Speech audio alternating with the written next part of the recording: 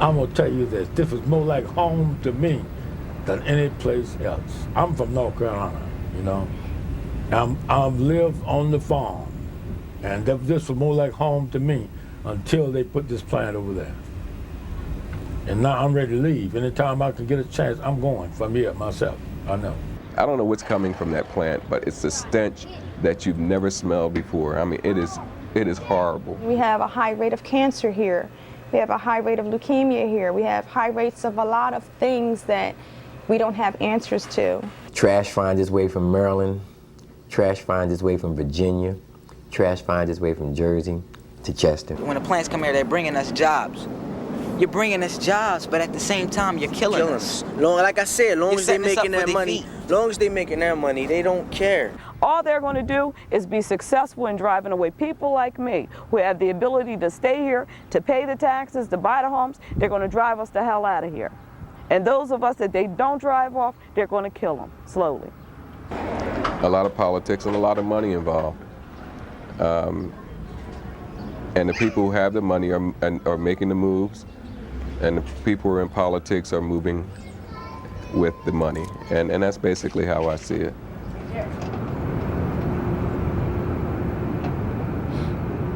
They were building something over there. All we knew is it had a name, Westinghouse, and they called it a resource recovery facility. We had no idea that it was actually an incinerator. I don't think that anyone realized the magnitude of this place and the type of impact that it would have on our lives. This building right here, this brown structure, that is what is called the thermal pure autoclaving facility. They autoclave infectious chemotherapeutic medical waste. Behind it, you see all types of refineries that are actually in another borough, Marcus Hook. If we walk up a little bit farther, you'll be able to see the stacks from what is called the Delcor sewage treatment facility.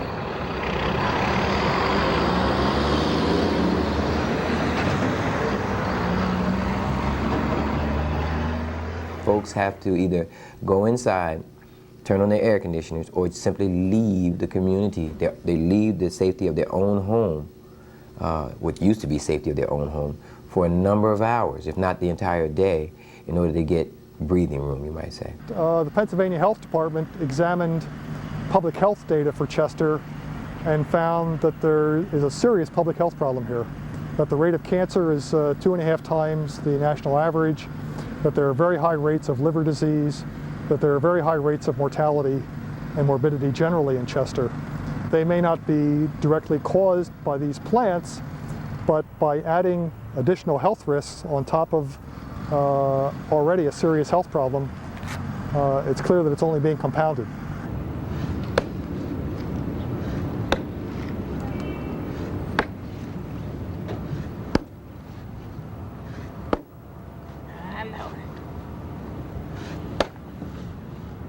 Had a little baseball field for my boys and kids to play. They got and play ball.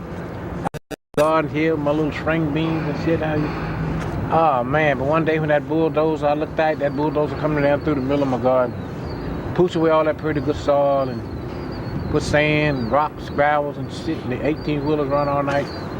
Man, my wife cried all night, and I had cried for days myself because there's nothing I can do about it.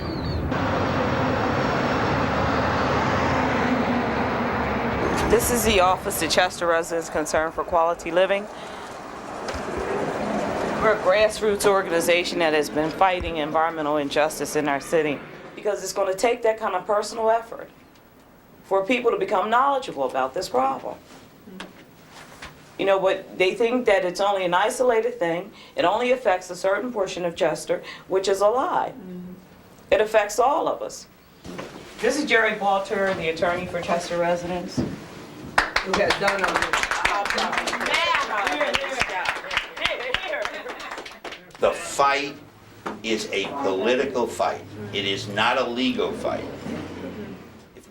We could win on thermal pure, on the law, but we will not be able to win on soil remediation. We're dealing with a lot of different issues. We're dealing with some environmental problems. We also have to deal with the governmental aspect of it, because that's what got us some of these environmental problems.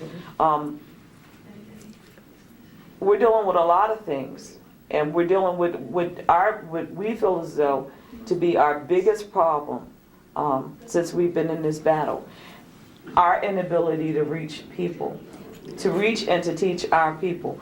That is our biggest problem.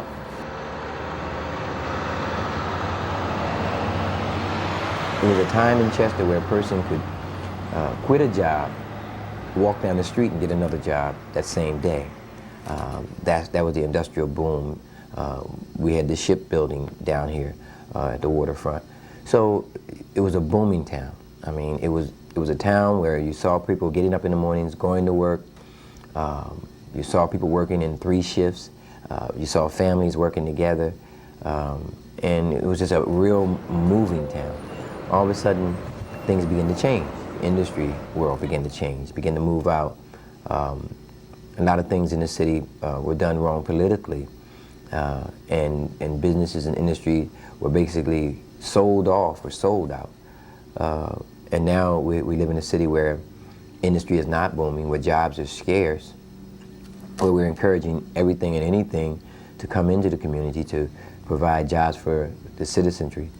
Chester is an economically distressed city.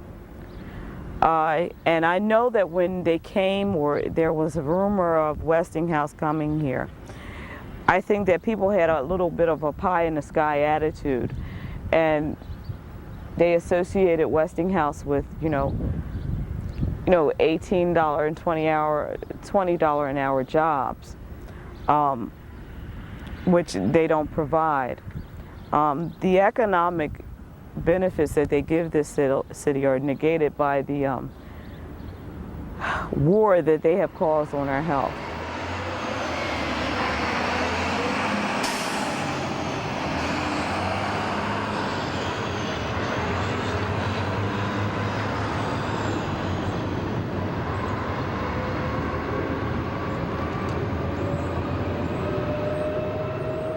It can be stopped. It can be stopped in the state level, it can be stopped locally, and if the local government and state government is going to stop it, the community can stop it. If they put another plant in Chester, we will tear it down. Brick by brick.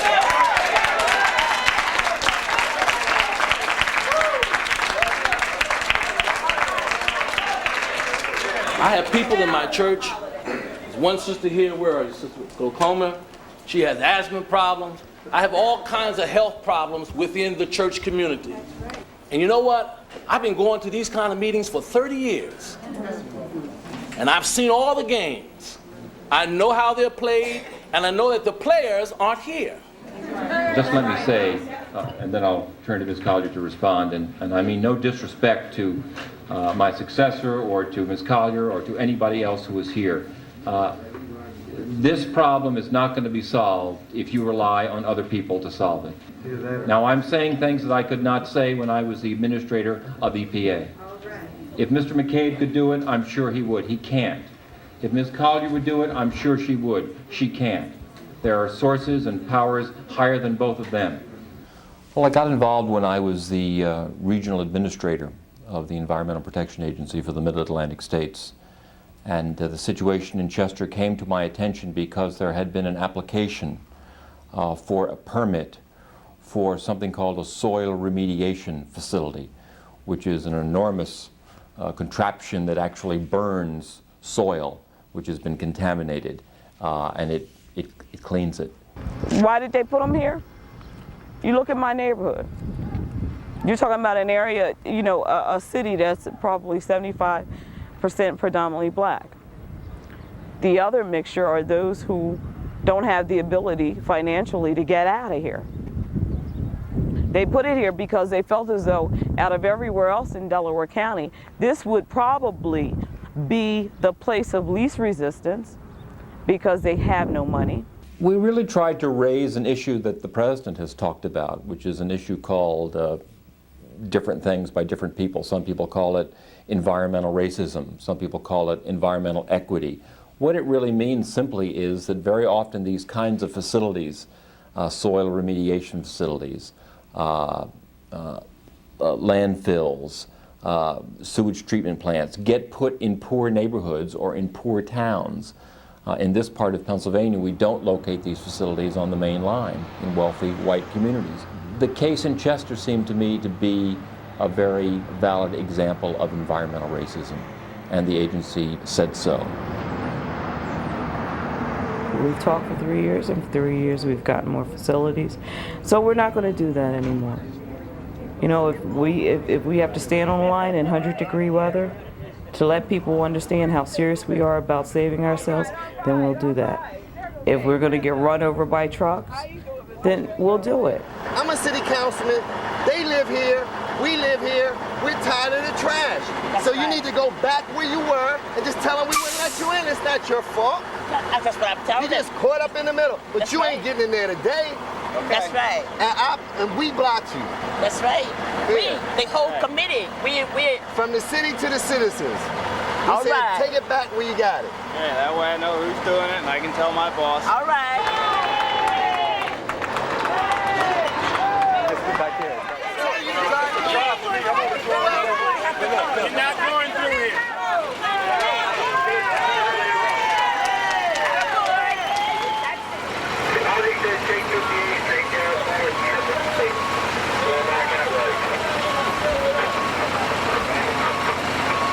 Can't move the truck. Can't rock the street.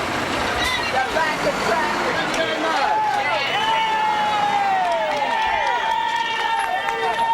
The guy on the radio basically told him to keep driving slowly, keep going forward, and they'll move. And I told him not. I said, you let me speak to the guy on the radio because I need you to understand that he's telling you one thing behind a desk, but you're out here and you actually see it. And you need to understand that we're not going to move. And if you keep going forward, you're going to run over somebody because we're not moving.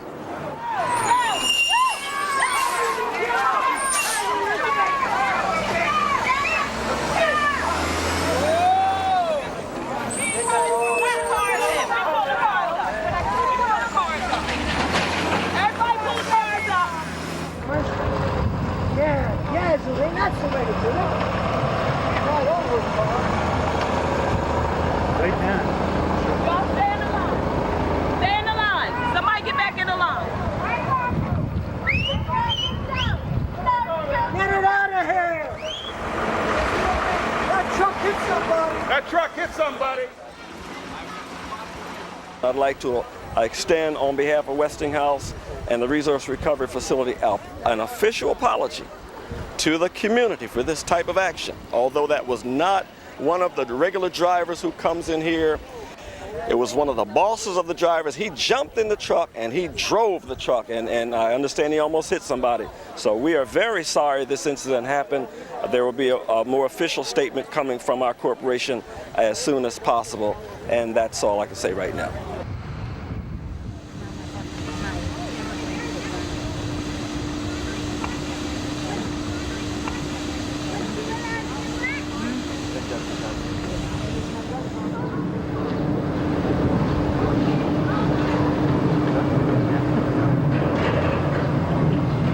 So what happened to you, John? I got stuck with a needle one day and I had to go to the hospital. How'd you get stuck?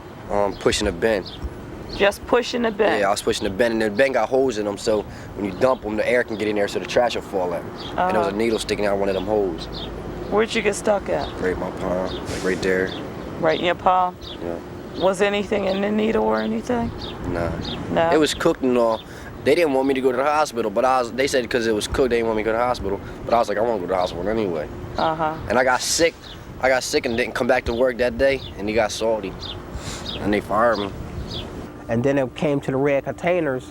I was pulling the containers up, and I had a box there. It was like a 12-inch needle, one of them big needles. And when I was pulling the containers up, it went straight into my butt, right in the middle of the butt, right in the middle of the butt. And I stayed in the hospital for a day and a half. And then they took me upstairs in the operation room. They did surgery on me. They packed it. They drained it and sent me home. So now when they did that, 2 weeks later, 3 weeks later, maybe a month later, they came back again. They did the same thing. sent me back home, and I mean that's what they're doing now. Every 3 months they like come back and they send me home. It's coming back now. So what they doing Monday, I guess they going, like I said, cut a sample off of a piece of it off and put it for the scope and see what it is, and then I know Monday or Tuesday what this really is. So I don't even think they know what it is. It's a place for low-income people who need the money, who works in there. So that's why a lot of people in there don't want to leave their jobs, because they need the money. And I was one of them. You know, I'm not going to say I'm not none of them, but I was happy to be in there too at the time. So you know, it's a job. You know, it's a job. My initial reaction to the ThermoPure plant is basically one of I was angry. We did not want ThermoPure in the community. The community did not want ThermoPure here. The residents who lived down in that area pleaded with city council. They pleaded with the officials, state officials. We marched in Harrisburg concerning ThermoPure and soil remediation. There is a total of approximately 80 tons a day of infectious waste generated in all of Pennsylvania, all the hospitals, all the clinics, all the laboratories, all the doctor's offices. 80 tons a day. They gave ThermoPure a permit for 288 tons a day. The grossest violation of Pennsylvania law happened on July 14, 1995. When ThermoPure experienced a malfunction of their boiler, rendering them unable to process 19 truckloads of infectious chemotherapeutic medical waste on site. The infectious medical waste was kept in unrefrigerated trailers while temperatures exceeded well above 100 degrees. Finally, on July 20th, 1995, the situation was resolved when ThermoPure processed the last truck on site.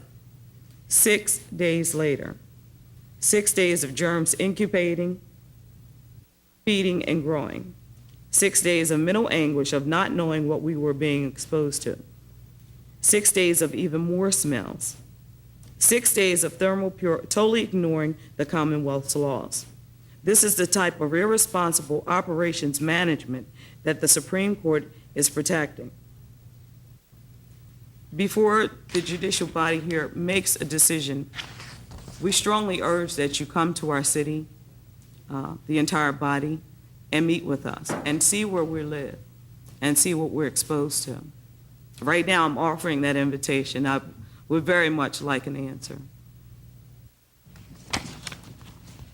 We thank you for the invitation, and I can't compel every member of the committee to come to Chester, but I certainly would personally like to, at some point in time, take a look at the factual circumstances surrounding the case. We first took the appeal to the Environmental Hearing Board in Harrisburg, which is the procedure for appealing permits. And over a long period of time, we had a series of hearings, and they eventually ruled against us. They found the permit was valid. We then took an appeal to the Commonwealth Court. And again, after a series of hearings and a long period of time, the court found in our favor. And when that happened, the DER finally issued an order formally revoking the permit and ordering ThermoPure to shut down. ThermoPure was only shut down for a week or two. They did a rather extraordinary thing. They appealed directly to the state Supreme Court to override the Commonwealth Court decision. It has gotten us into a whole investigation, if you will, of the operation of the Pennsylvania Supreme Court. There is this power that they have referred to as King's Bench power, in which they can assert their jurisdiction over any case and pull it up and deal with it. They pulled this case up in April. They issued, in effect, an order saying that ThermoPure can continue to operate without a permit, and they haven't even yet declared that this is a King's Bench matter. And on the basis of no jurisdiction to do anything, 150 days, ThermoPure has been allowed to continue in operation without a permit. So both the House and the Senate Judiciary Committees have bills now before to end the King's bench power of the Supreme Court.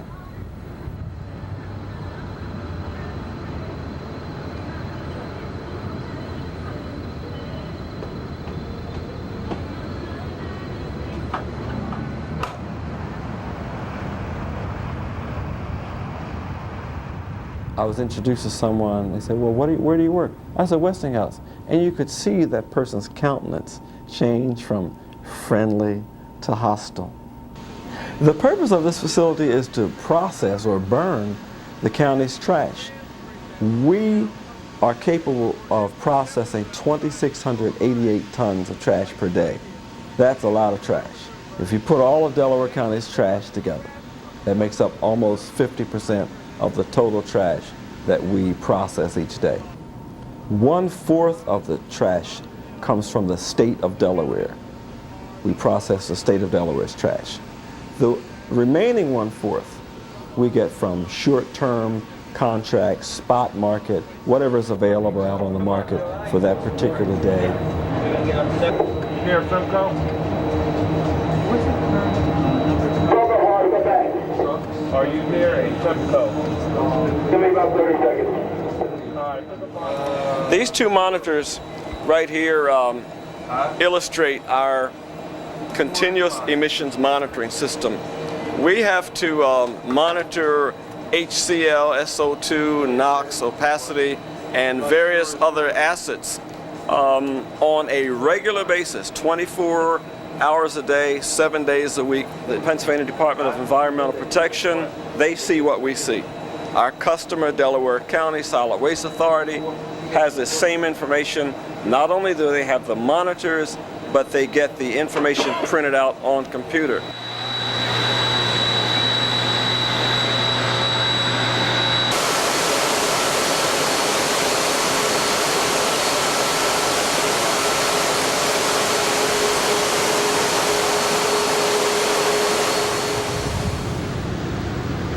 They always say that we're against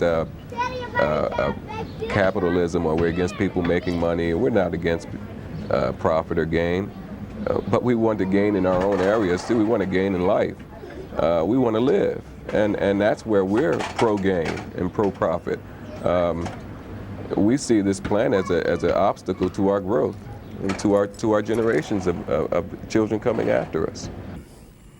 The mayor of Chester used to periodically come and plead with the City Council of Philadelphia to send its trash down to Chester. Just like soil remediation. It's already in the making. Now, they're not here, but plans have been made probably about 5 or 10 years ago to make sure the soil remediation comes to Chester.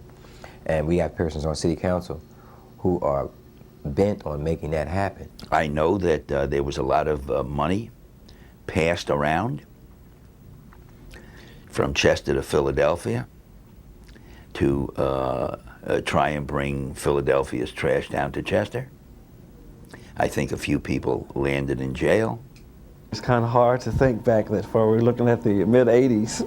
Well, back in '85 and '86, I wasn't even involved with Westinghouse at the time, but Westinghouse, I believe, was approached by Delaware County to build a facility. They were looking at the resource recovery technology. And they settled on this particular site, which is approximately a 24.5 acre site, right on the waterfront, zoned industrial. I think there used to be an old, a former steel company here and some other companies on this site.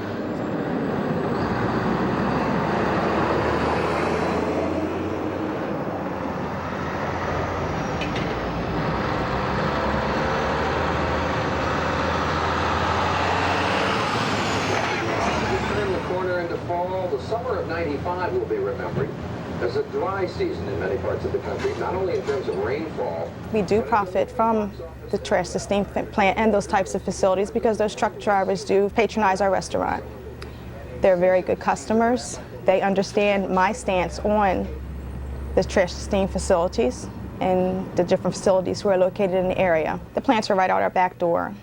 I'm sure you might like to have someone over to your home to have a barbecue and come and have a pleasant scent outside and enjoy a pleasant surroundings. Well, that can't happen in our neighborhood. We can't invite people to come sit on our porch. We can't invite people to come and sit. As soon as you have someone that doesn't live in the area coming to visit you, the first thing they do notice is the odor. And then lately, when we started with the picketing, they started sitting over in the lot across the street from us. These were the trash trucks that were going to Westinghouse. These guys were all parked over there, and they all came in here. And when I came over to them, I said, "What are you guys up to today?" I already knew they were protesting. And they told me, "Oh, they have us blocked, we can't get in." And I said, "Well, you know, why are y'all sitting over there?" Because that's where our dispatcher told us to park. I said, "But do you realize when you set all your trucks over there, you got 9 trucks sitting there? Do you know what it smells like in here?" And they were like, "Well, we can't smell it because we work near it." I said, "Yes, but we can." And the customers, as soon as they come in the door, it's the first thing they say, "Gosh, it stinks down here." And when customers come in the door and they say that, I say, "You know what? I live near there. I smell that every day." And this is the kind of stuff I've been telling all of y'all about. And anyone that comes in and was mentioning complaining, I thought it was a good plug for me because I got everybody that came in here got a chance to smell what I smell every day and live with.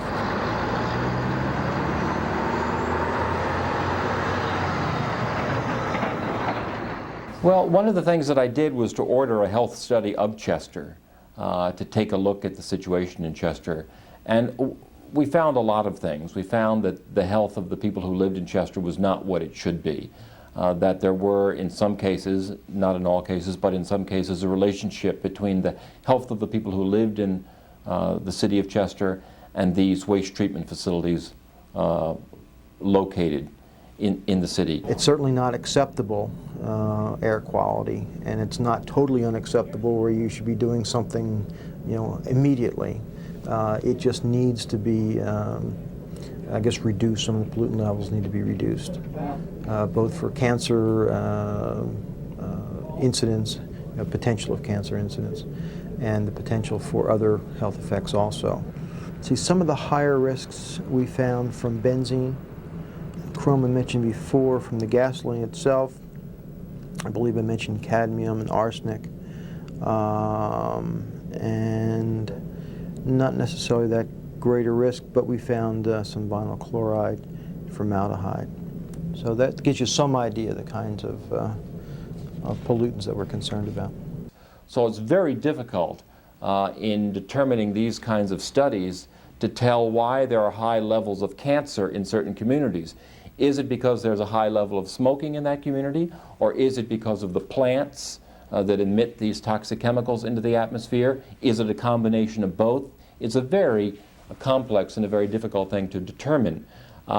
We do know, of course, that the presence of these facilities lowers the quality of life in terms of the aesthetics and the economy in these communities, that other companies are reluctant to locate in a town which has really become a place where there are so many waste treatment plants located.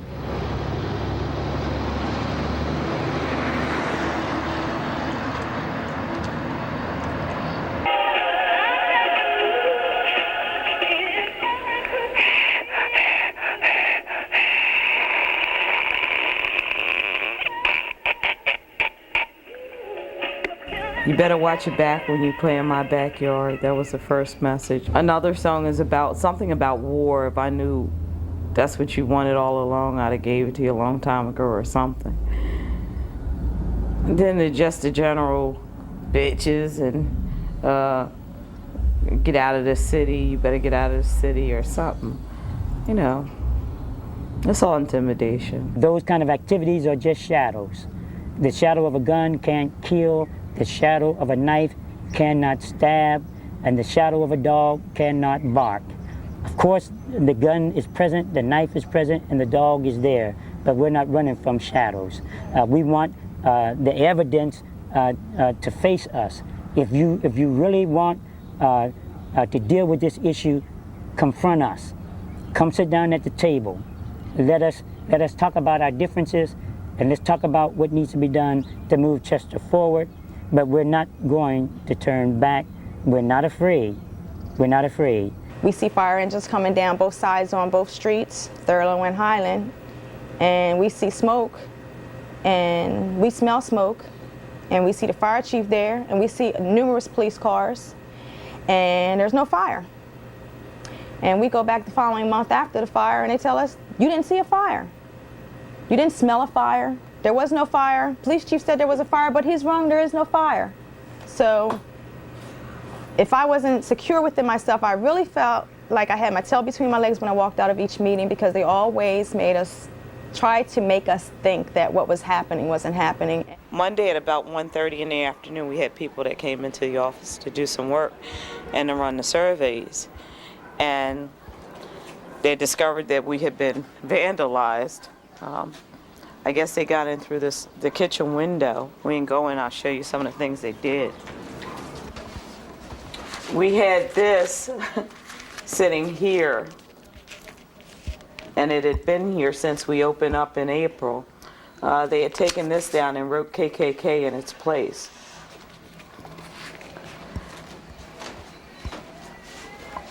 They cut up our curtains, cut up our mini blinds, knocked over our computer monitor. This is some of the handiwork. They went into the oven, pulled all the racks and the dishes and things out of every drawer. And so I don't know if this has something to do with the health survey, or if it's just general intimidation. I believe it's just general intimidation. But that was the only thing that was taken from the office. They took all of the blank health survey forms. So if it has significance, I don't know. But I can't see why anybody else would want them when we're the only ones that are doing it. But we're just going to clean up, move forward, and continue with our work.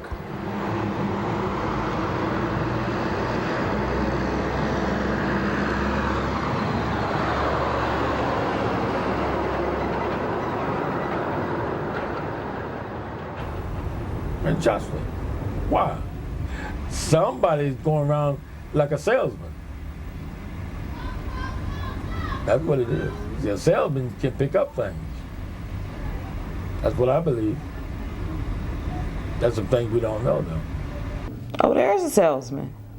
And we're going to find out who it is. The people living out in the country somewhere in the suburbs, they trash coming here. The people can't help that. It's the high officials in this city is causing that. I don't think that local government here is that sophisticated. I really do not believe that. Nor do they have that type of clout. I mean, that's just the way that it is. They don't have enough clout to do that type of stuff.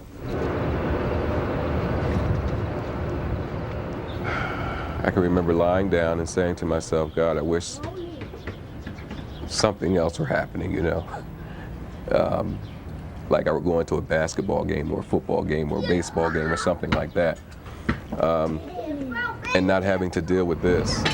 By these companies being set up this way, and corporations and this company, you know, one company has 6, 7, 8, 9 names. You know, you go to fight Thermopure, oh no, it's not a Thermopure problem, go see Montrose Manning. Or it's not, go see KS Processing. Or no, go see LCA Leasing. Or no, it's not us, it's Biomed. Well, who is Biomed? Oh no, it's Mid-Atlantic Biomed. So truly the people are always confused because they don't know who the hell they're fighting. And you don't know what you're fighting. So you stop it from the core. We're going to find out who's recruiting these companies, who put out the welcome mat, and we're going to snatch it the hell in. I believe in my heart that there's a collective force to get these things here. They're not coming here just by chance. There's no mere coincidence that they're coming here. I think that someone is actively recruiting and marketing this city as being vulnerable and welcoming these type of facilities. And I think it may be at every level. A senior official at what is now the Department of Environmental Protection in Pennsylvania, what up until recently was the Department of Environmental Resources, told me that there were important figures in Pennsylvania, political figures in Pennsylvania, who had themselves and who had allies with financial investments in this particular plant in Chester, and that was a factor here. I think that's probably the case. RRZ stands for Russell, Ray, that's R-E-A, and Zappala. These guys are investment bankers. I think it was somewhere back in 1978 that they bought this big piece of land in Chester.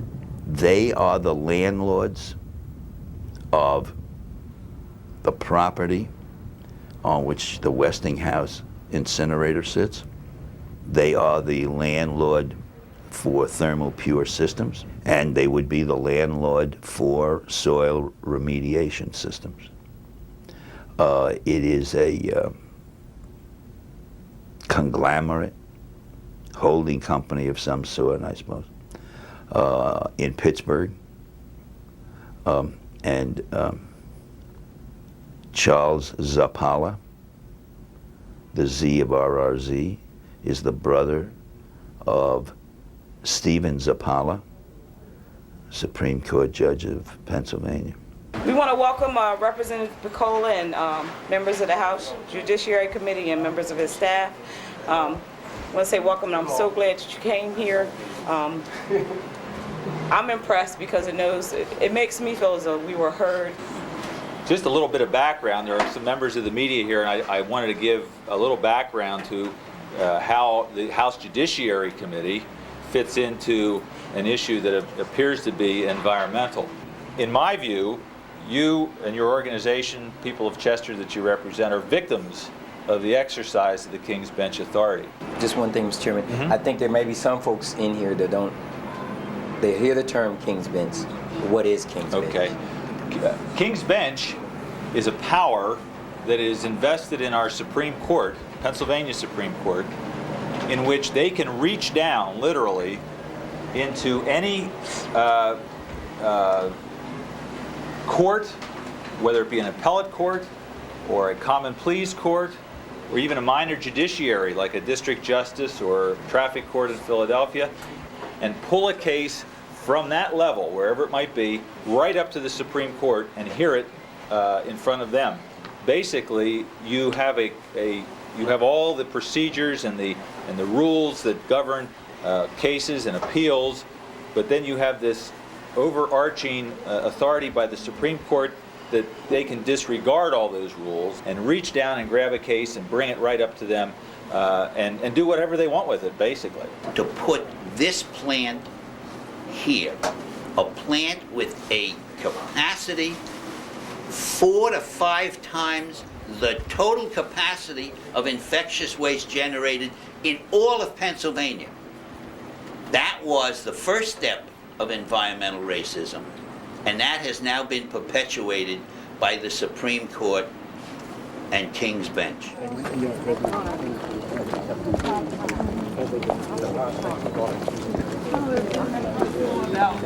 We've clocked them at least about 3 every minute or so. I mean, it's enormous truck traffic down here. That's from the state of Delaware. One of the key questions I want to ask the legislators, and I hope that you guys take it back, why is Pennsylvania trying to solve everybody's trash problem by taking medical waste from Virginia, West Virginia, Ohio, and New York, New Jersey, Maryland? We tried to limit that, and the United States Supreme Court said we can't. Well, I can't see why we have to deal with it. Well, the United States Supreme Court, in a case held that the states can't keep, under the current law, the states can't keep out-of-state trash. Now, there's a bill in Congress, I think, to allow the states to limit the importation of out-of-state trash.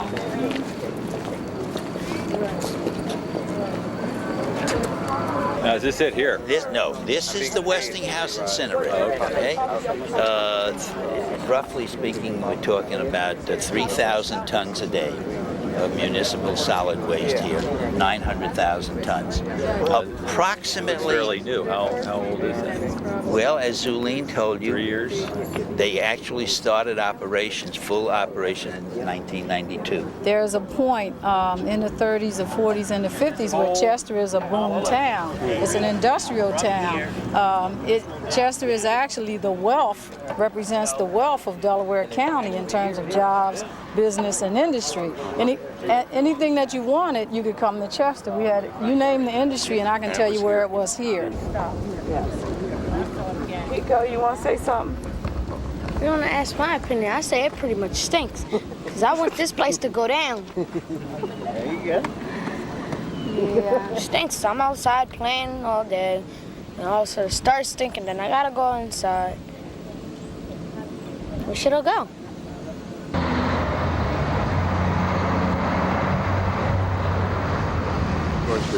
I need an army of people trying to scrutinize what I did. Although I have nothing to hide, obviously. But Well, everybody don't have to come in. I mean, what do you have to do? I've given you a plant tour. You've known But it. you haven't given him one, and the likelihood of him coming back here Friday is null to none.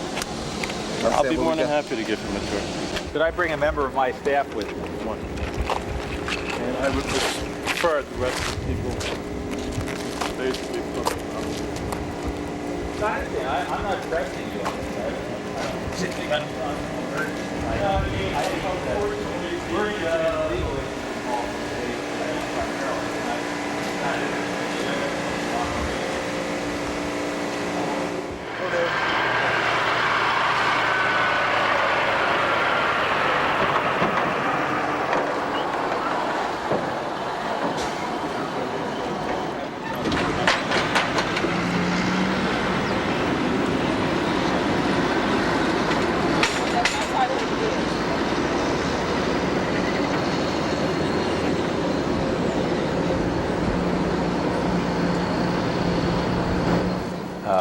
A lot of bins and We're going to walk down one more block.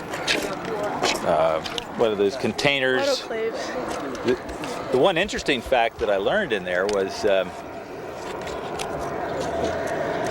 whether they do it correctly or not, I don't know, but they process the medical waste. They don't actually incinerate it here. They Put it in steam it, Yeah, it's like steaming. package it, and then they ship it to a landfill because it then becomes municipal waste at that point in time under the regulations. Believe it or not, the landfill that they ship it to is Dolphin Meadows, which is in my legislative district north of Harrisburg.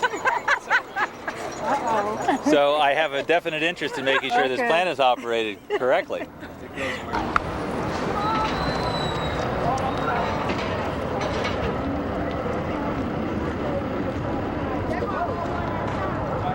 I guess it's an unfortunate fact of political life that once a waste treatment facility is located at one location, it becomes easier to either expand that facility or to locate another one on the same site. This is not a phenomenon that occurs only in Chester. It has occurred across the Commonwealth. Last year we impeached and had convicted in the Senate Justice Larson. One of the allegations that Justice Larson made, which later proved not to have any foundation, but in retrospect you could see why he made the allegations, was that Justice Apala used his influence on the High Court to get two cases, one involving SEPTA here in the southeastern part of the state, another involving the Port Authority of Allegheny County in the western part of the state, before the Supreme Court on King's Bench in order to resolve labor disputes. The allegation that Larson made was that Justice Apala's brother, the investment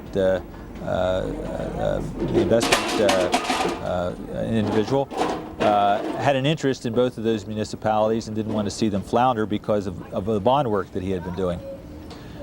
We didn't find any basis for that allegation, but it still left the court under a cloud of impropriety.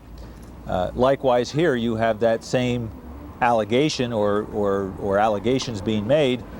There's no evidence that Justice Apala improperly used his influence or authority, but it leaves the court under a cloud. What we have found out found is that, and it has taken us 3.5 years to determine what is the force, who is the force, who is the faction that has been behind these companies coming to our little teeny city in Chester.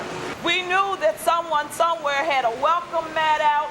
They had a beacon out saying, hey, come to Chester, come to Chester, come to Chester. Only recently have we found out that it's Russell Ray and Zapala, which has an office in this building. They now want to give us more contamination by bringing contaminated soil, soil that's going to be contaminated with gasoline, kerosene, oil, aviation fuel. We want Russell Ray and Zapala to dismiss their venture of bringing that soil burner to Chester.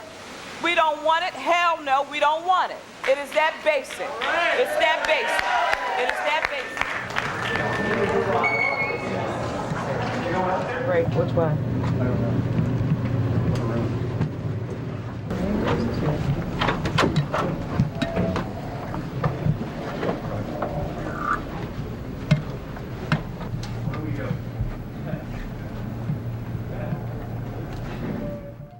What can we do for you? Hi, how are you? I'm an employee here. I understand that. we do understand that. Sir, we're not here to be disruptive or anything. My name is Lee Mayfield. All right. I'm from the city of Chester, where you have your incinerator. I have nothing to do with that. So you're in the wrong place. I will tell you what we would like. We would like to meet with Russell Ray and Zapala. They must have a room where they're hiding.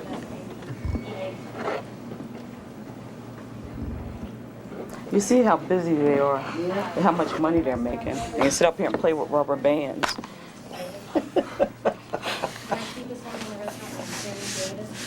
Oh, you're in the wrong place to begin with. You know, if you have a protest, it ought to go to Pittsburgh. Yes. Okay, is there someone there where you are? I would like to speak to either Russell Ray or Zapala. We have a terrible problem in Chester.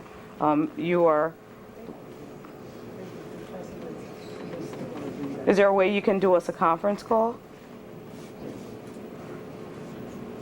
No. Can you do hold on for a second. I'd like to speak to Tim. Yeah. Can you do a conference call with him, me in Pittsburgh? Tim, what would you like to do? You're not leaving knowing that we called the police? You didn't ask me to leave. You just asked me to leave. Okay. No, but you were supposed to be asking him about the conference call. If you could Okay, do the she wants to get a conference conference call together here.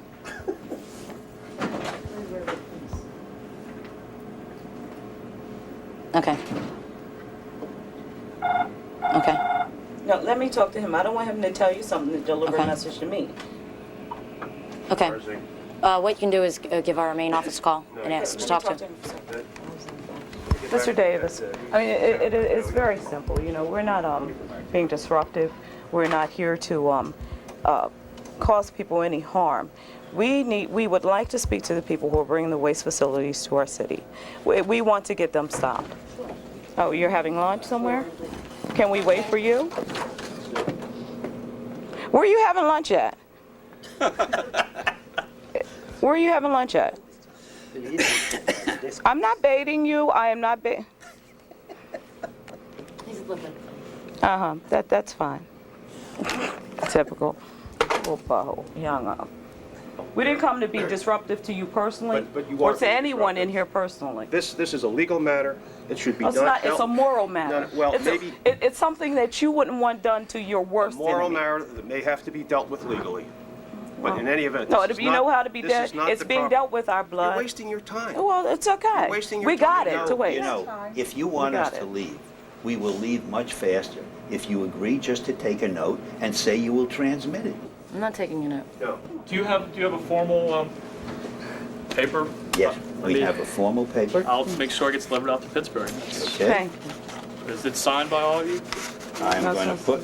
Sign it all. I mean, put your names and numbers down. I can promise you this will be delivered out to Pittsburgh. Great. An envelope right now. That is fine. Thank you. If this is your formal document of protest, I'll make sure it's delivered. If you all want to sign, Great. it's fine.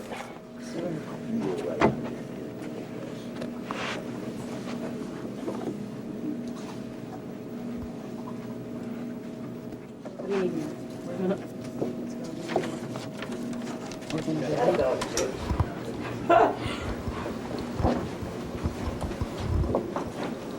them Pittsburgh is next. We're gonna do Pittsburgh. That's right. We're gonna do Pittsburgh. I don't care how many dinners, cookies, and stuff we gotta sell. I bet you we go to Pittsburgh. I think there was a lack of foresight to build a facility of this size so close to residences. I can't apologize for that. I will not even attempt to apologize for that, recognizing that this situation exists, and it doesn't make people feel comfortable to know that the fourth largest resource recovery facility in the nation is right in their backyard. It's something that will still need to be dealt with. Jail is confinement. Jail is having no control of your surroundings. Jail is taking what is given to you, and that's where we're at. So I don't see any different than going to sit in that county jail. I've lost a little bit of my sense that you matter in the system, as far as the system concerned. I'm very fortunate, though, I'm very fortunate that my mother grounded some real values into her kids. Some values that it is not a person out there that can shake them, that could tell me that my life is insignificant. It would just never happen.